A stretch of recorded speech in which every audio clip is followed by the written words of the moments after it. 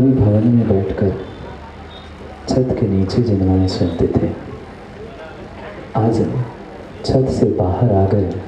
इसलिए रवि भैया में कुमार जाति के देवों ने हमारे लिए छत बना दी।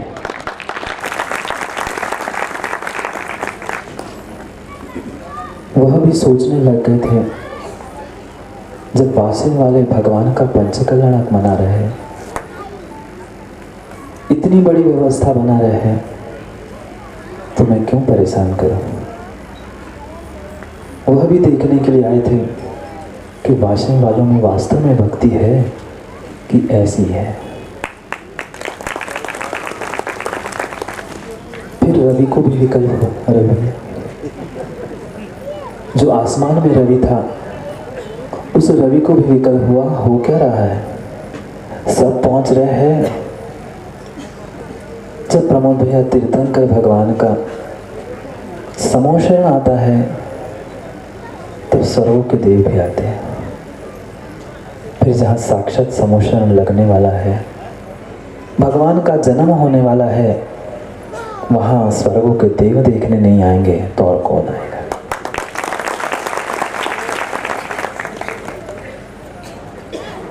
कल तक यह भूमि मात्र खेत थी, मात्र एक फार्म था, और आज वह पंचकल्याणक भूमि बन गई, अयोध्या नगरी बन गई।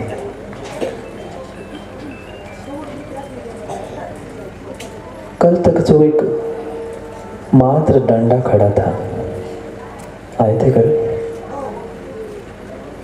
मात्र एक डंडा खड़ा था और एक किनारे में एक कपड़े का टुकड़ा पड़ा था।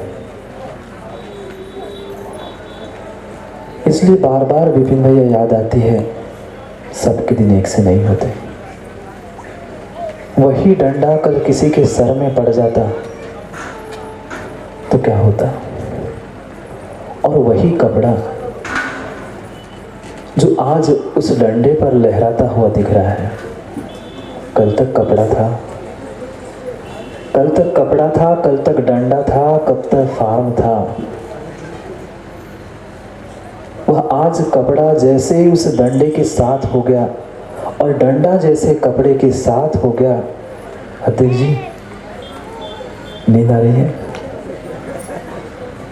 कल तक मात्र एक डंडा था, एक कपड़ा था, और जब वह डंडा और कपड़ा दोनों एक साथ हो गए, वह डंडा ध्वज दंड हो गया और कपड़ा ध्वजा बन के लहरा है। ऐसे किसी से कह देते ये ध्वजा है? नहीं, ध्वजारोहण करता सब परिक्रमा लगा रहे थे उसकी। रोकड़ी जी, ध्वजारोहण प्रत्येक कार्य के मंगलवाचक होता है। आचार्य कुंद स्वामी पंचास्तिका ग्रंथ की उसे पहले मंगलाचरण करते हुए प्रभु भैया पढ़ा था हमने। जयसेन स्वामी और अमृतचंद स्वामी ने उस मंगलाचरण का व्याख्यान करते हुए उन 8 अमुख्य मंगलों की व्याख्या की थी। पूरे मंगल हो गए, जितने जितने द्रव्य मंगल कहे थे। कलश हो गया, कन्या हो गई, घोड़ा भी कहा था ना, घोड़ा भी सफेद हो गया, ध्वज भी हो गया, द्रव्य क्षेत्र सब कुछ मंगल कर लिया है। पर हमारे अगर भाव मंगल नहीं होंगे तो द्रव्य मंगल काम में नहीं आए। उस अपने भावों को मंगल करने के लिए, उस मंगल अनुष्ठान को प्रारंभ करने के लिए हम सब यहाँ बैठे हैं। वह लहराते हुए ध्वजा सूचक होती है। निमित्त नैमित्तिक मां संबंध बहुत बड़ा होता है। पूर्ण विश्वास है एक द्रव्य दूसरे द्रव्य का कुछ भी नहीं करता, पर निमित्त के बिना काम भी नहीं होता। वह एक संकेत था, शुभ संकेत था, एक का नहीं,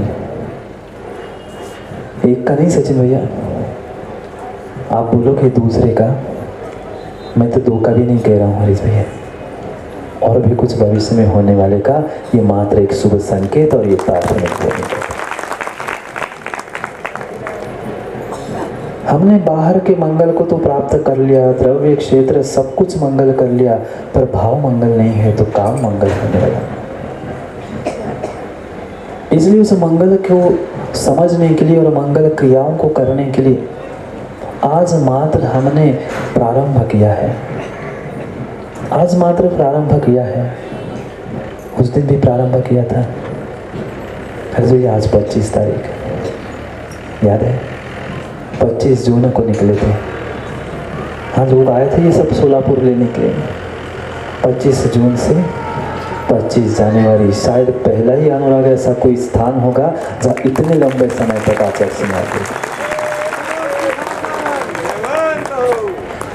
कितने पुण्यात्मा हो श्रेणी जी। आप बैठे यहाँ हो, गुरुदेव छिंदवाड़ा के पास बैठे हैं। सुबह सुबह ये वहाँ से आए और आचार्य जी ने संघ के साथ साथ पूरी वाशिम समाज को भी आशीर्वाद कहा। बहुत अच्छे से पंचकला करें।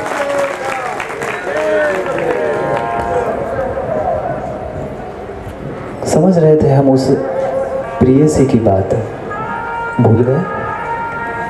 कल राजेश जी अमोघ महाराज समझा रहे थे, प्रेयसी देख ले सब ऊपर, कौन प्रेयसी? बाहर के प्रेयसी की बात नहीं, कुछ भीतर की भी बातें समझनी होगी। बाहर की बातें तो यहाँ मंच पर दिखाई देगी, पर साथ साथ माँ भीतर की भी बातों की आवाज मुझे सुननी है। पहुंचना है भीतर के उस प्रेयसी के पास। एक व्यक्ति ने ठान लिया था संजोग में, अपने प्रेयसी से, अपने पत्नी से बात की, मुझे भगवान का पंचकल्याण करना है। किसने? एक गरीब व्यक्ति ने सोच लिया, मुझे श्रेणी भैया मुझे भगवान का पंचकल्याण करना है, पर मेरे पास कुछ भी नहीं है। भगवान का पंचकल्याण करना इतनी आसान बात नहीं है। पत्नी को कहा कि तेरे पास जितने गहने हैं वो दे दे, बेच के अपन कुछ कर ले। वो कहती है मेरे पास बचा ही क्या है अब, जो बेचकर तुम भगवान की प्रतिमा, भगवान का मंदिर और भगवान का पंचकल्याण करो। उसको याद आ गई अपने मायके की। माँ किसको? उस माँ को, जैसे आपको भी आती है, नहीं आती ना? जब भी कुछ अच्छी बात हो तो भी और बुरी बात हो तो भी, और बहुत ही ज्यादा हो गया अभी फिर भैया तो सुनने मिलता है, ले क्यों आए थे, चली जाऊंगी। उसने भी कहा ठीक है, अब अपनी जरूरत है, करना है, तुमने सोच लिया है तो तुम ससुराल में चले जाना। मेरे मायके में बहुत धन, बहुत संपत्ति, बहुत पैसे है।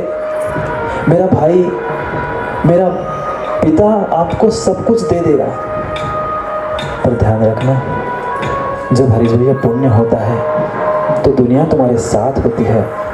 जिस दिन पुण्य नहीं होता तो दुनिया भी अपने विमुख मोड़ लेते हैं। उस माँ ने, उस पत्नी ने उसके साथ भोजन के लिए एक कलेवा दे दिया था। पढ़ा था हमने, राजेश अमोघ महाराज ने भी कहा था कि कुछ साथ ले जाना। उस कलेवा की उसने थोड़ा सा आटा और मिर्च मसाला साथ में दे दिया था कि जहाँ बने रोटी बना लो या फिर सचिन में बाटी बना लो, जो तुम्हें अच्छा लगे, जैसी व्यवस्था बने कुछ बनाओ और कुछ तो पेट में डालना। आज जैसा नहीं था। आज जब जितू भैया ससुराल जाते तो कैसे जाते? घर में सामान्य गाड़ी हो तो ऑडी किराए से लेके जाते, क्योंकि ससुराल जाना होता है। नहीं लेते ना किराए से ऑडी। अब ससुराल जाना था, उसने जितने अच्छे कपड़े थे उतने पहन के जा रहा था, पर आज गाड़ी का समय नहीं था, पैदल जाना पड़ता था। गरीब एक एक रुपए के लिए सोचता है। निकल पड़ा उस ससुराल की ओर, खोज करने के लिए, कुछ मुझे संपत्ति मिल जाएगी, कुछ तो मदद मिल जाएगी। उसको भी भीतर लगा था मैं भगवान का पंचकल्याण करने जा रहा हूँ तो मुझे पक्के में कोई ना कोई मदद करेगा। आशा से निकला था। चलते चलते दिमाग में एक ही बात थी कि मुझे भगवान का पंचकल्याण है। रास्ते भर उसने खाया नहीं। सोच रहा था ससुराल में जाके कुछ तो मिलेगा ही, मिलता है कि नहीं? ससुराल में जाते इतनी तो मेहमानगिरी हो ही जाएगी, कोई ना कोई कुछ खिला पिला देगा। पर जब पुण्य नहीं होता, दुनिया को पता चल जाता है कि तुम्हारे दिन बदल गए हैं, उनके चेहरे भी बदल जाते हैं। चाहे ससुर जी हो, चाहे भाई जी हो, चाहे कोई हो। जैसे ही पहुंचा वहां से पता नहीं उनको पता कहां से चल गया था, पता कहां से चल गया था पता नहीं कि हमारे दामाद आ रहे हैं। ऐसा होता है कि नहीं माँ? जैसा दामाद होता है वैसा लिफाफा भी हुई। टीका कैसे करते हैं? जितना अच्छा दामाद, जितने अच्छे घर से, बड़े घर से, दिल्ली मुंबई से आया है तो बड़ा लिफाफा, और कहीं देहात से आया है तो छोटा लिफाफा। उन्होंने भी सुन लिया कि ये आया है पक्के में कुछ मांगने के लिए आया होगा। उस सास ने, ससुर ने, दोनों ने भी उसको कोई एंटरटेन नहीं किया। आया, उसने निवेदन किया कि आपके पास इतनी धन संपत्ति है, थोड़ी सी आपकी सहायता चाहिए, फ्री नहीं चाहिए। मैं जब आपका मेरा काम हो जाएगा, जैसे जब बनेगा, मैं पूरे आपके पैसे संपत्ति वापस कर दूंगा, पर आज मुझे जरूरत है, थोड़ी सी सहायता दे दो। सास ससुर दोनों ने भी उसको उठाया, जाओ मांगने आए हो, जो देना था मैंने अपने बेटी के साथ बहुत कुछ तुम्हें दिया था, आज मेरे पास कुछ नहीं है। बेचारे के आंखों से पानी बहने लग गया। बहुत सपनों को संजोया था उसने कि मुझे भगवान का पंच कल्याण करना है, मैं भगवान को विराजमान करूंगा, मंदिर बनाऊंगा, पर अपनों ने ही धोखा दे दिया। गीली आंखों के साथ अपने उस भरे हुए कदमों के साथ वह उस ससुराल से, घर से बाहर निकल पड़ा।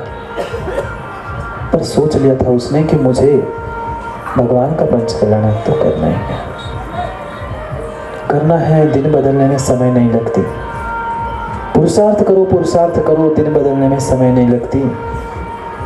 सोच रहे थे योगड़े जी, वो श्रेणिक दादा तुम्हारे, कि महाराज जी पंच कल्याण कैसे होगा, कैसे कर पाएंगे? तैयारी शुरू हो गया ना, अब पता नहीं चलेगा 25 के 30 कब हो गए, पता नहीं चलेगा 25 के 30 कब हो गए। वो बता रहा था, भीतर ही भीतर सोच रहा था अब मैं क्या करूं। कभी भी रवि भैया, जब समझ में आता है हमारा पाप का उदय है, तभी किसी के घर में पानी पीने भी मत जाना। वह पानी पिलाने की जगह तुम्हारा खून और चूस लेगा। अपना पुण्य बढ़ाओ। वह भी सोच रहा था, अब भूख लगी थी। जब काम होता है तब समझ में नहीं आता कि भूख लगी है कि नहीं लगी है। अब काम नहीं होता तो भूख, उदास था, भूख लगने लगे। उसने सोचा पत्नी ने दिया है आटा, बना ले बाटी, खा ले कुछ। उसने वह सामग्री भोजन की बनाई। उतने में एक और भूखा प्यासा व्यक्ति, कहाँ? जंगल में। वह जंगल में एक बेर के, कौन से पेड़ के नीचे? बेर के, बेर समजते हैं ना, बोराच्या झाडाखाली, कळलं का? हाँ, आता कळलं असेल मराठीत। बेर के पेड़ के नीचे बैठा था। वही पास में कुआं था, वहां से पानी निकाला। जैसे तैसे उसने अग्नि बनाकर उसने बाटी बनाई। कोई 2-4 किलो आटा नहीं था, थोड़ा सा आटा था। कितनी 1-2 बाटी बनने वाली थी, उसने बनाई। और इतने में एक व्यक्ति, मैं भूखा हूँ, कोई मदद करो, प्यासा हूँ, कुछ खिलाने पिलाने की व्यवस्था करो। उसको तो दया आ गई। जिसके पास खाने पीने के लिए कुछ नहीं था, उसको दया आ गई। कौन?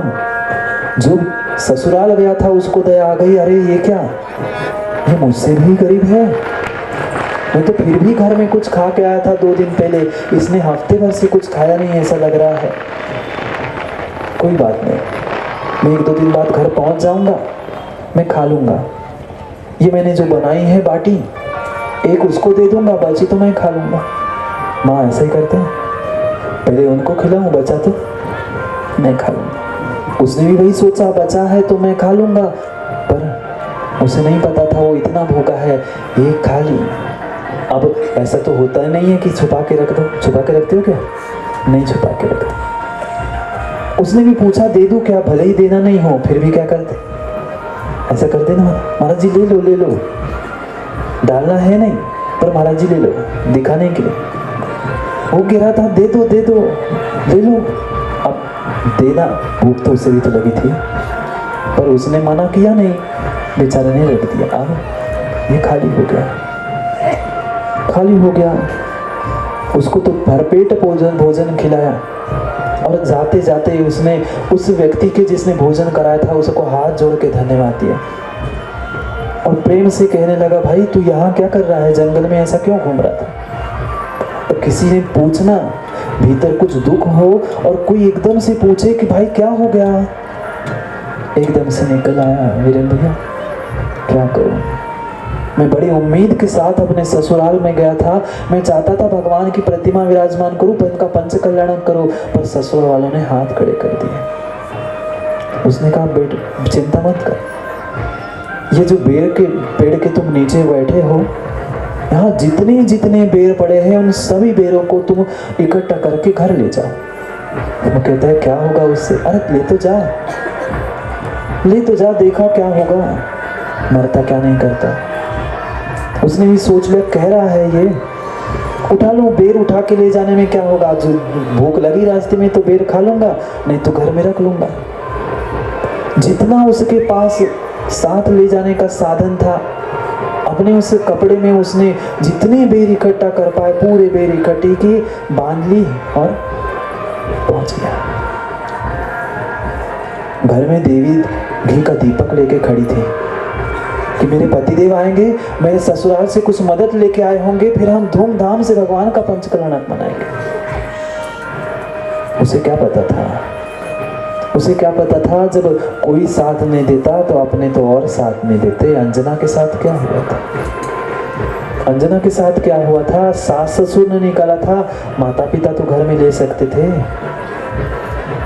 पर नहीं, माता पिता भी साथ देना छोड़ गए। जब शादी की थी तो वही ससुराल पक्ष वाले अपने बेटी का हाथ क्यों, तब वो पैसे वाला था, तब सेठ जी था, गरीब हो गया था, दरिद्री हो गया था, दिन बदल गए थे। जैसे ही पहुंचा खाली हाथ आए तुम, हाँ आपके माता पिता ने मुझे कुछ भी नहीं दिया, एक टाइम का भोजन तक उन्होंने नहीं पूछा। घर में पहुंचा, पूरी हकीकत अपनी पत्नी को बता दी। उसने कहा बताओ वो बेर कहाँ है, जो उस बेर के पेड़ से तुम बेर इकट्ठा करके लाए वो बेर कहाँ रखे हैं।